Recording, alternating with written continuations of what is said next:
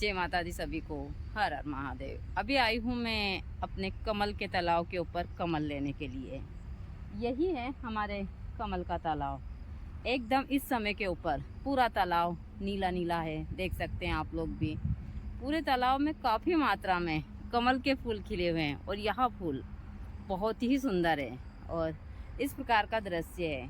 दूर दूर तक यहाँ पर शांति है और एकदम माँ प्रकृति की कृपा है। इंसान को हमेशा कमल के फूल से बहुत सारी चीज़ें सीखनी चाहिए। कमल का फूल कीचड़ में रहकर भी अपनी सुंदरता को नहीं छोड़ता है। कीचड़ में रहकर भी वो अपनी पुष्प के ऊपर एक कीचड़ नहीं लगने देता है। इसी प्रकार इंसान को भी अपने जीवन में बहुत सारी चीज़ें उस हिसाब से करनी चाहिए। इस साइड गड्ढा है, उसमें भी काफ़ी मात्रा में कमल है, इस साइड भी और बहुत ज़्यादा कमल है। इस समय के ऊपर तो आप लोग देख सकते हैं पूरा हमारा जो तालाब है वो कमल से भरा हुआ है और अंदर जाने में थोड़ा डर तो लग रहा है लेकिन तोड़ूंगी ज़रूर। और यहाँ हमारे यहाँ सुबह का दृश्य जो इस प्रकार से है, क्योंकि अब यहाँ पर जो सोयाबीन की बुआई होगी, सभी किसानों ने अपने खेत में सोयाबीन की बुआई के लिए खेत वगैरह तैयार कर लिए हैं। तो अब मैं कुछ सामान लाती हूँ। पहले मैं देखने आई थी कि मैं देखूँ तो सही कि किस चीज़ से कमल को हम तोड़ेंगे। तो सुबह का समय, ठंडी ठंडी हवा चल रही है और इस प्रकार का दृश्य है यहाँ जो बहुत सुंदर है।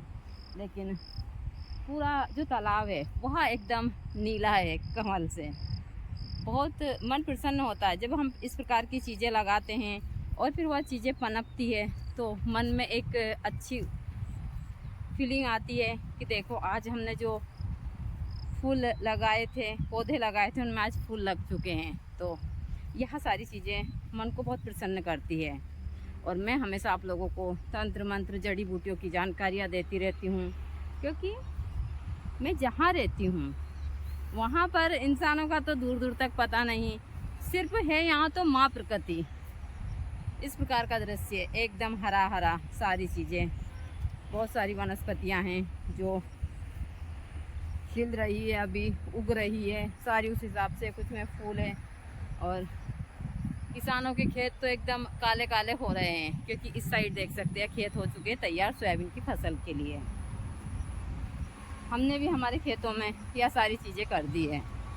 और लेकिन यहाँ पर बहुत सारी परेशानी, बहुत सारे भक्त मुझे बोलते हैं कि माता जी हम आश्रम पर आना चाहते हैं। तो हमारे आश्रम के ऊपर ऐसा नहीं है, बहुत परेशानियाँ हैं। सुबह का समय है लेकिन दृश्य बहुत ही सुंदर है।